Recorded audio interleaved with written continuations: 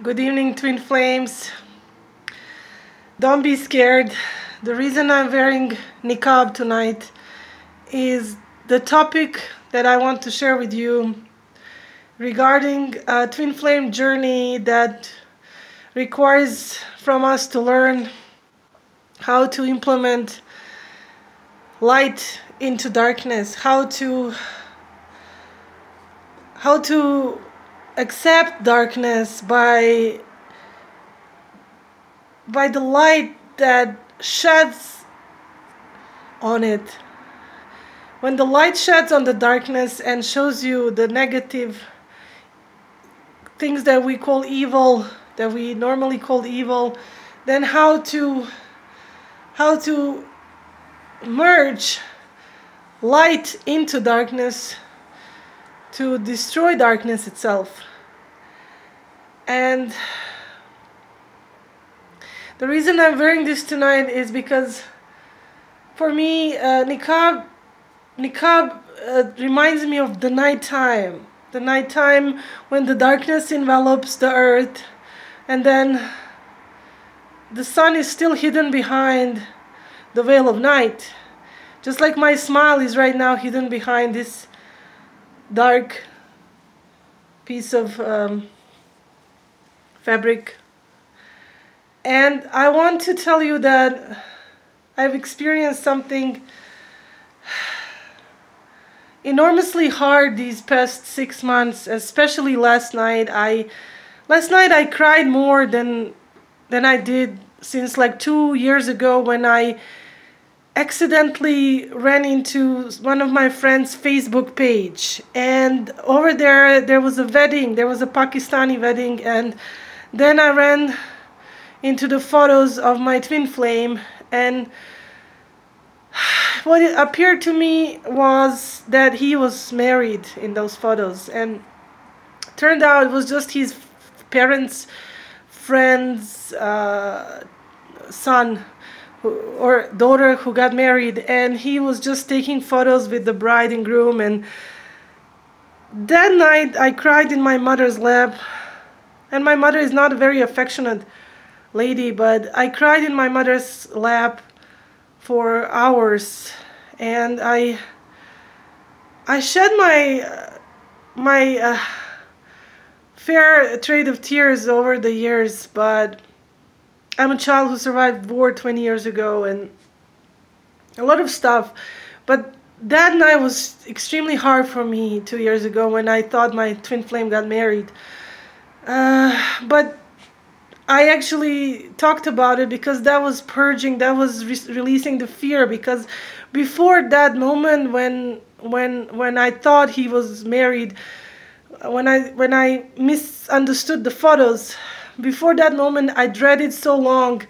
I was afraid for such a long time that he would get married, and that night was a night of release, of purging the fears and destroying them forever, and recycling those fears, because I was facing them, and I survived that night. So last night I cried about the same amount, and I felt kind of same amount of pain because of the purging that is going on through my manifested twin. And my manifested twin is trying to, his energy and the things that we are going through is sort of like, I have to say, it's purging before merging, and I'm not even sure if the merging will be with him or actually with my organic twin, but the merging will happen, and the reunion, the actual reunion will happen. I feel it now more than ever. Someone gave me signs about 4 weeks ago. I kept running into videos saying that reunion is getting near, and the signs that I should look for were the pictures of eagles, or an actual eagle, and rainbows, photos of rainbows, or depictions of rainbows, or actual rainbows. And after that, every day I kept seeing them more and more and more, and in most unusual places. So Merging is near, but before merging there's huge purging going on. Now I want to share with you what actually happened. I think I'm finally over the relationship. It may not be so, but I think I'm finally over with relationship with the manifested twin. And as I'm talking, I want to show you some things around my room. Sorry about the blinds; they are not in a very good shape. But I want to show you this. I think I showed you before. This is Blind Faith, and I am not sorry for. This was done by local Utah artist, and I got this as a gift from my soulmate, from my friend. She's a wonderful lady, and I was following the blind faith, and I did that on purpose, and I'm not sorry, because this is what I just told you. We have to face the darkness and fill it with light, with our own light, and in that way turn it into light itself. Unconditional love that we learn from our twin flame has to continue and spread on everyone. Our twin flames are those first ones that we love unconditionally, but then we have to keep loving unconditionally. That's the secret recipe for this world to survive. So then I want to show you next a painting by another artist from New Mexico who painted, I hope you can see this. This is, sorry, this is Joan of Arc, and I believe she's my past soul.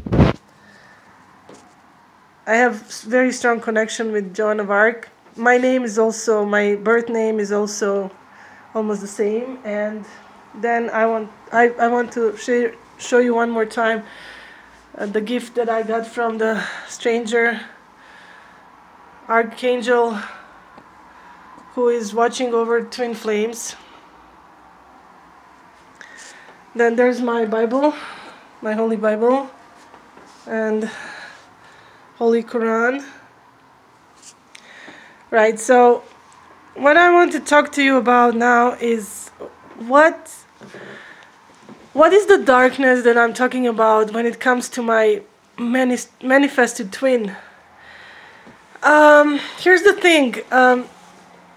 When I met my manifested twin, I was thinking that he is the perfect example of a believer, that he's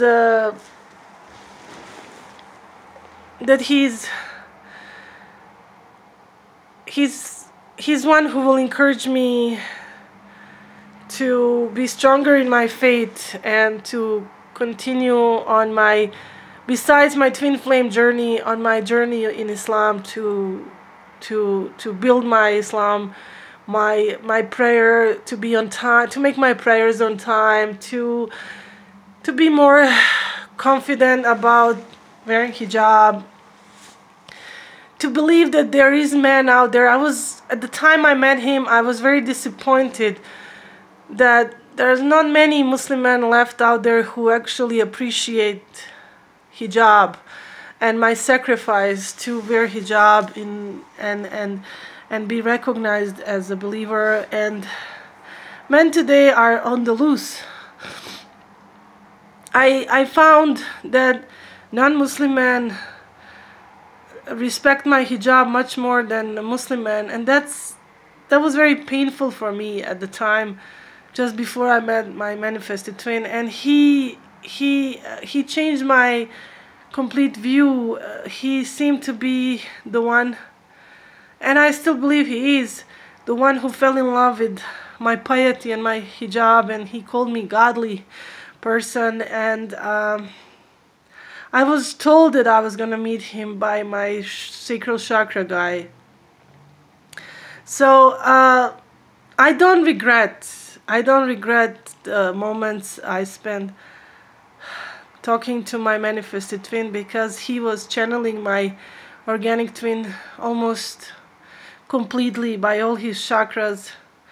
and we could feel each other completely. But the thing is, I've discovered something on this journey, that we all exist in different dimensions, including myself, including yourselves. The 3D you and the 4D you and the 5D you may not be the same, doing the same things, may not be even in the same. Well, let me put this way. Your 3D may be in the light, but your 4D may be in the darkness. I've met people who are excellent,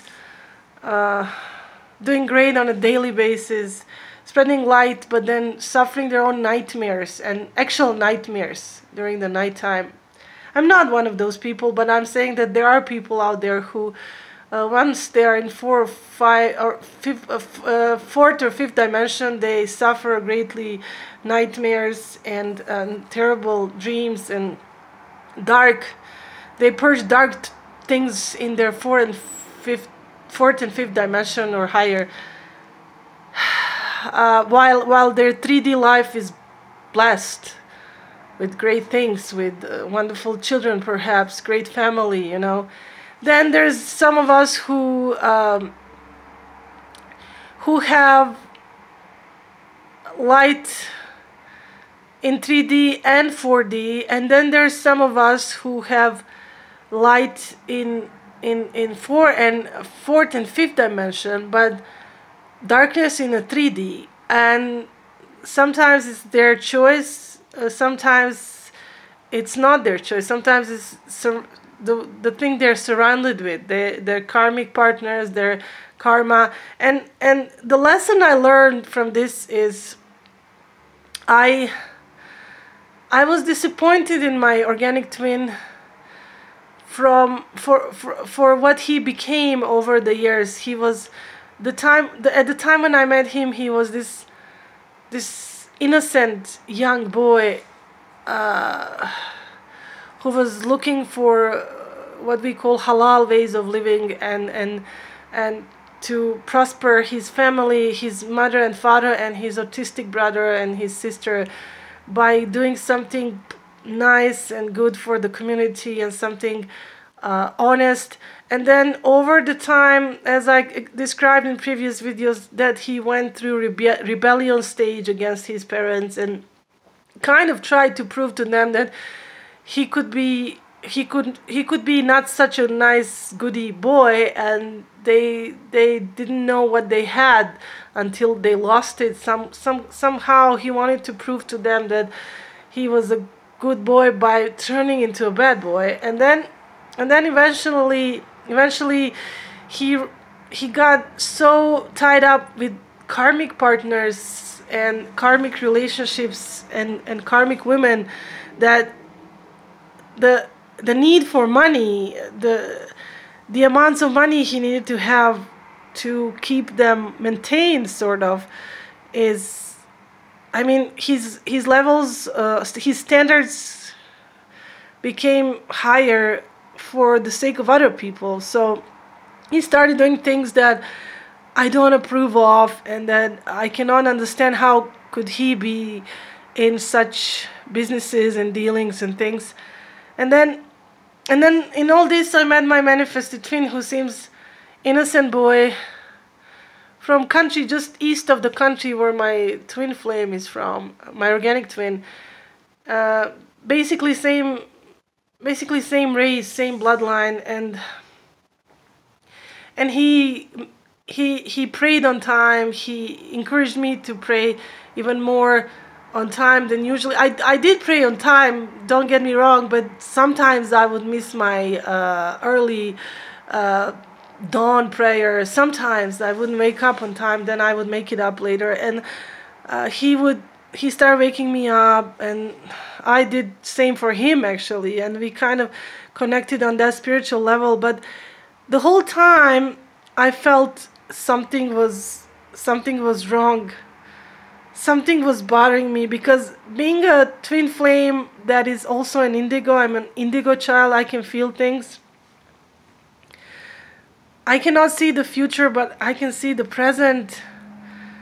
Even in the distant land, I can feel things. If I can, let me give you an example. If I can hear a person in the room, if I can hear their voice, I can feel their energy, and I can feel whether is it dark or light energy.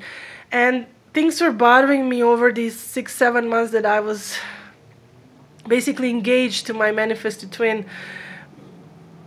Was I would feel people around him, and I would post questions, and then he would deny these questions. Or before I even came to the point, before I even asked him openly, maybe I wouldn't even go that far to ask things that were going through my head. He would already get upset, like, because I do know that he was feeling me too, that he was reading my mind as well, and then he would become upset. And I didn't know all this time whether, maybe I still don't know, whether he read my mind and got upset because that's not true, or he read my mind and because it wasn't hard to read my mind, because that's what's actually going on around him, and then he got upset that I found out, and it made him angry that I could know things like that. But the more he which I think is the case, the more he understood that I could feel things and actually know things, he became more and more and more attached to me, more attracted to this, attracted to my abilities to that come from the light, that is God-given gift. It's not something that I ever looked for. It's something you're born with, and then the more you follow the guidance and more you go with the source, the more source will give you this ability to become clearer and stronger. So he became attached to me more and more day by day, which you could call love. He fell more and more in love with me for being who I am, and not just for knowing things that I know, but for things that I've shared with him, things I share from my soul, and how I feel about this world, how we should help people, and my views on the world and everything. He did fall in love with that, and he, I believe, will always be in love with that. But at the same time, I think I did find him doing some things that he didn't want to, probably. He didn't know they were wrong, but someone put him up to that. And recently I couldn't wait. I couldn't be quiet anymore, and I openly told him about my suspicions, what I suspected him of doing before we met, and that I believe that he stopped doing that, but that somehow he's still in that ring of people, that he's still attached to them. He cannot get away from them that easily, and he got so upset, out of beyond all limits, and accused me of putting fault on him and accusing him. And okay, and I'll be more precise right now. What I told him was that I suspected that he and the 3 of his roommates were actually what's the word, hustler, that they were catching unaware older women from United States, older women, usually Mexican women, and women just kind of bored on social media, like middle-aged women, and giving them some sort of companionship, like chatting with them on the phone, and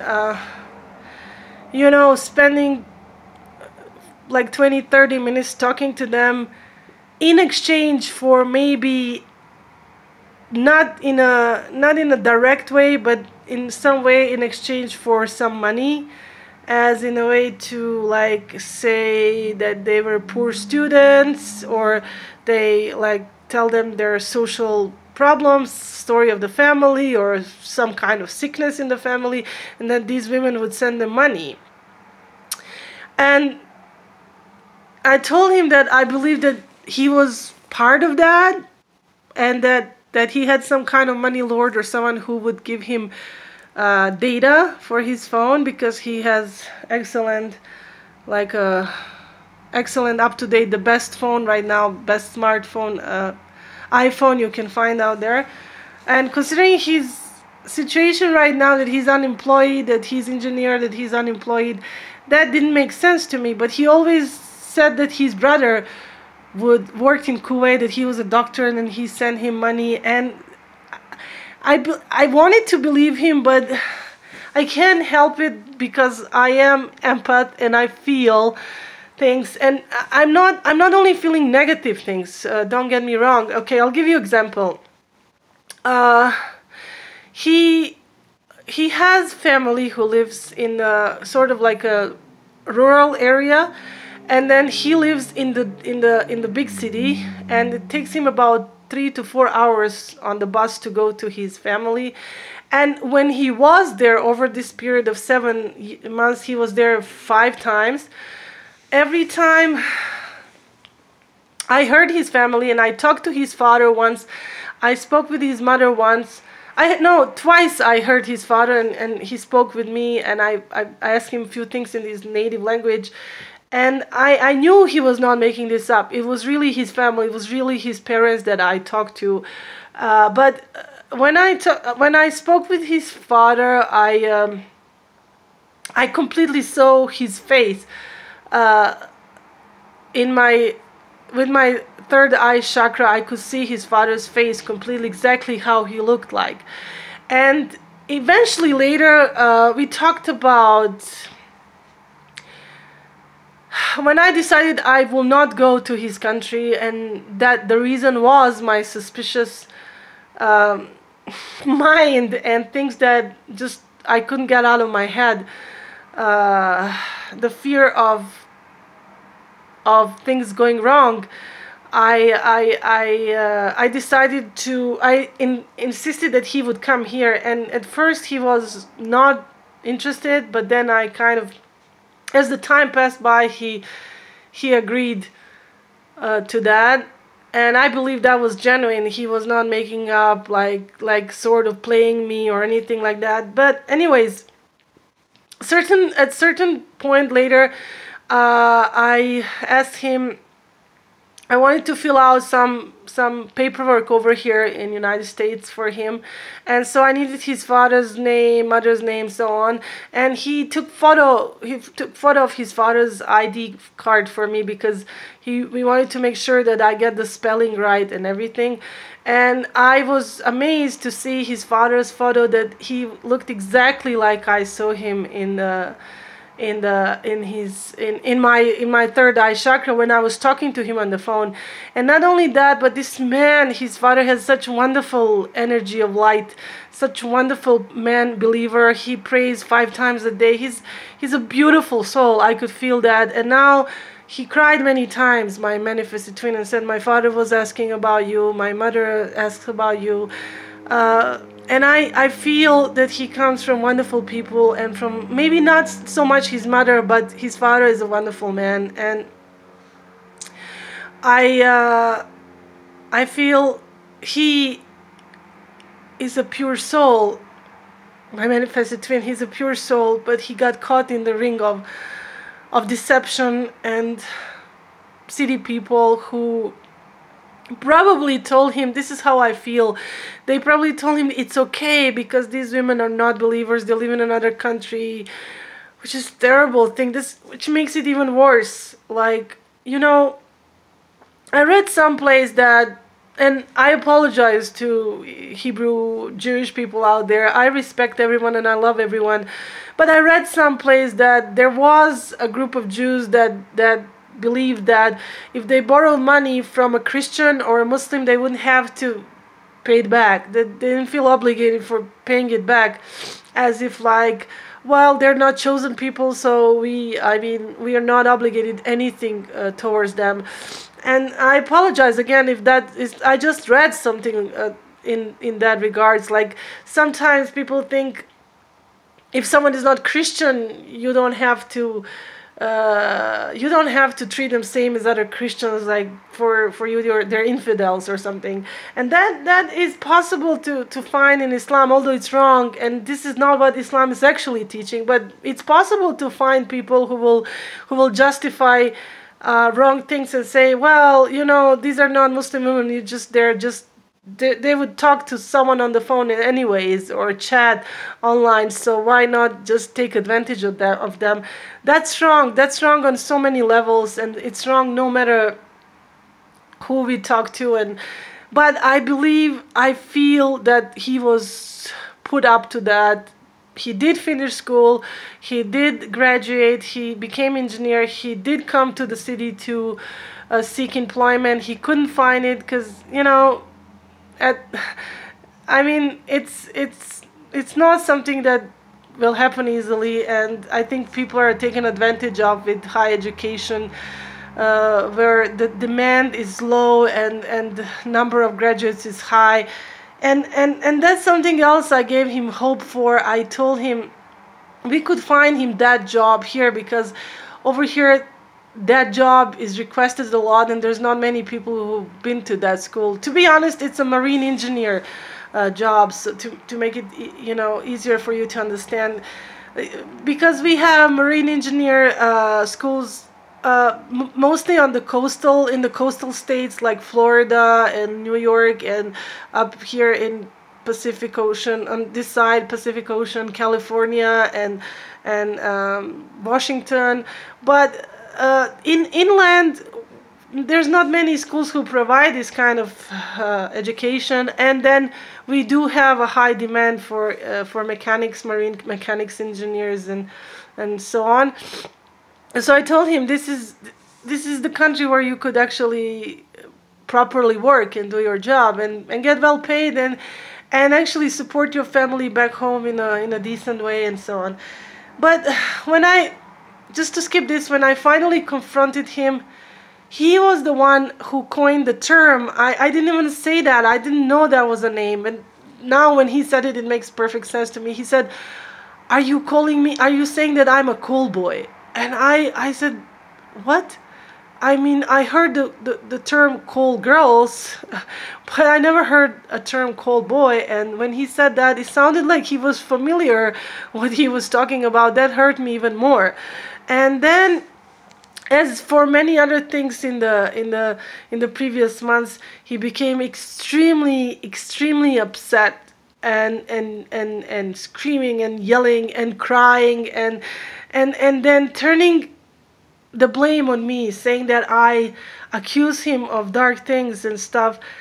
And I can't shake it off. I keep saying that I wish I didn't suspect this, but then see, he makes my suspicious even stronger when he says cold boy and things like that. It just feels like he knows what I'm talking about, and he knows it's true, but he cannot admit it to me. And he could have admitted to me a long time ago if he didn't care, and or discontinue talking to me, discontinue the line, disappear on me. But our connection is too strong, and I think he just wanted to leave that in the past, or hide it from me until we get together and he is no longer forced to do that. And that's what I'm trying to say here. On a 4D level, fourth dimension and fifth dimension, I know he is. This is the paradox of things. I know he's a beautiful creature of light, really truly of light. You guys don't know how many times we would talk on the phone and the call for prayer would break out, and he would listen to it together with me. And so I know this call comes from the light source, and it cannot, from the creator of sunshine and butterflies and love and good things in life, and me and my heart and my soul and the good children of this world and good people of this world. And I know that he loves his creator as well. And in 5D he's even more amazing. In 5D he's actually my twin, and he's channeling everything, that divine love, that divine masculine love that is behind the veil, and is dropping down on us in beautiful ways, unexplainably beautiful kind of love that only twin flames in reunion can sense and feel. It's been magic at the same time all these 6 months. Every time we talked and felt each other and shared the feelings. But in 3D, this person may be involved in dark dealings. And where does that lead me to? It leads me to understand my twin flame, my organic twin, who is here, who got himself involved in something else, but also something on the dark side. And that's why I wanted to show you this, because it's the same. It's the vision of the masculine twin who is in darkness and in light. And I occasionally turn it around because I feel that it needs to be balanced and turned around. I should do that right now. I should turn it. I'll do it later because it has a nail. It has nails on both sides, so I have to turn it around, and I will do that, I promise. But what I'm trying to tell you here is, this is how we learn unconditional love. And also,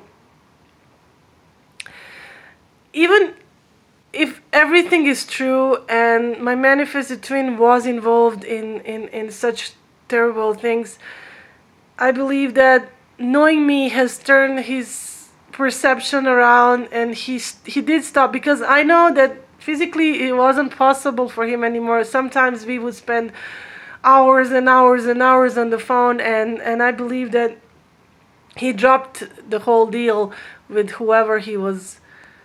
If he had a deal with someone to do that, to be a call boy, and now he was so hurt these couple of days.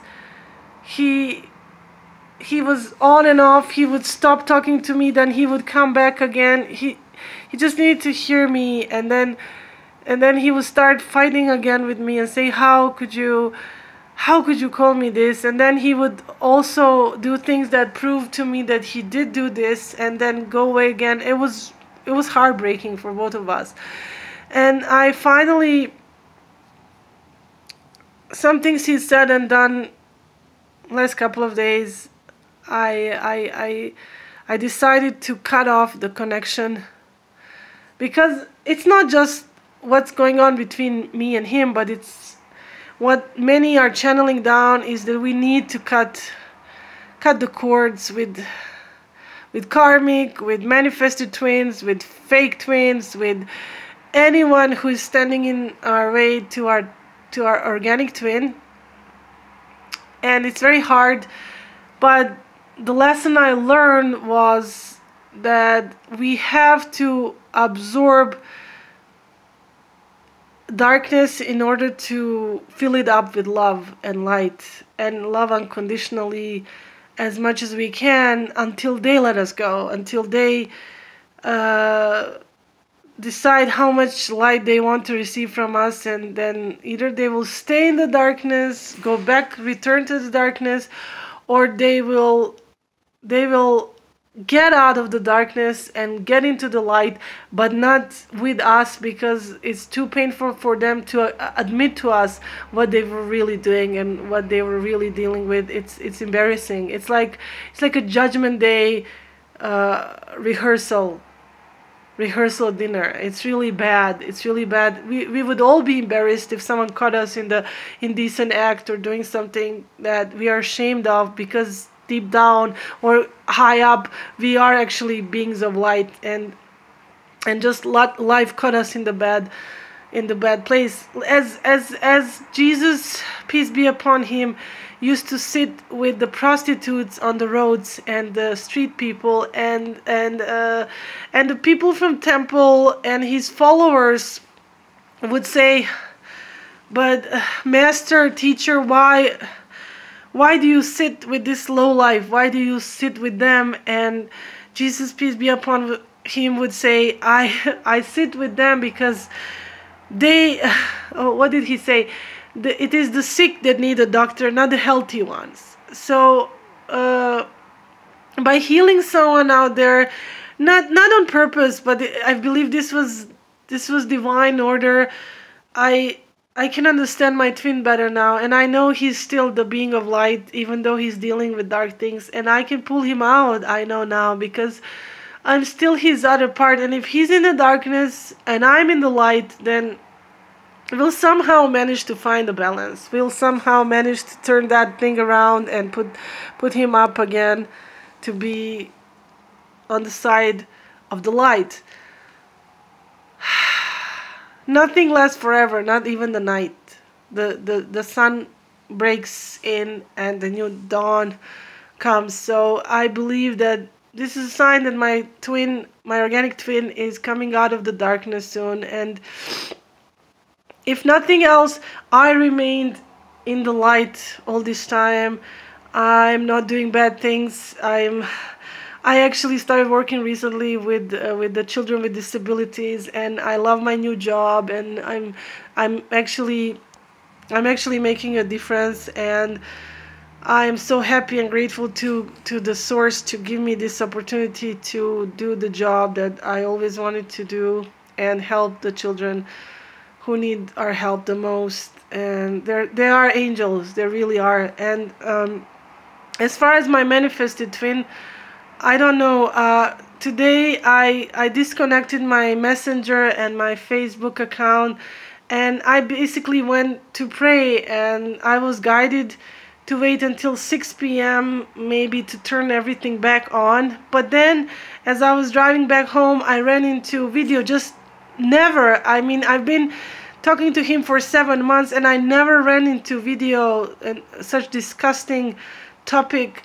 It just popped up in my YouTube channel, and I will share it with you guys. You can watch it below. It's very disturbing, and it was very hard for me to watch. And I will probably face him with this and ask him, does he know about these things? Because when we talked, he told me that in his country everybody's great believer and everybody's good people and there's no bad things happening. And I want to confront him and ask him, what about this? What about, did you know about this?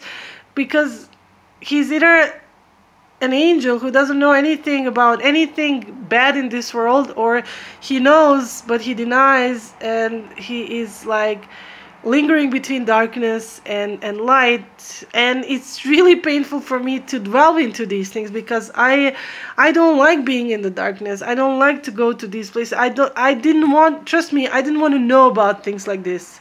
I wish I didn't know. But this video basically came to me today, and I believe it's not coincidence, because everything that I just told you and how I suspected things about him now, this video came as a sort of confirmation that there are some really, really dark things happening in that country, in some parts of it, at least. I'm sure. I apologize to all good people of that country for exposing this, the link below, because that's actually made by, I believe, BBC. I think so. I mean, it's a documentary. It's true. It's true, and we should not deny true when it's there, and that's why we have to face darkness and try to fill it with light, shed light. Even these news reporters who did this documentary, I think I believe they shed light on the matter, and by shedding light on the matter, they may actually make a difference. You know, to have these things to be discontinued in these countries, to be discouraged and to be stopped, most of all. But we have to stop with love and understanding and acceptance, and maybe help these women to get out of that ring, and help them find peace and love and purity, and come back to be pure again. God forgive them, and God bless them. And I now want to share one more thing. I want to pray with you guys for your own soul, and for the expansion of the chest on your twin flame journey. This may help you. It's chapter 94 in the Quran. It's called the expansion of the chest, and it goes like this: Bismillahirrahmanirrahim. Alam tara nashra alam tara. Oh, okay. Well, okay. I'm gonna do this one. Alam tara kayfa فعل ربك بأصحاب الفيل ألم يجعل كيدهم في تضليل وأرسل عليهم طيرا أبابيل ترميهم بحجارة من سجيل وجعلهم كعصف مأكول. I mean, which is the chapter Feel or Elephant. I forgot the number.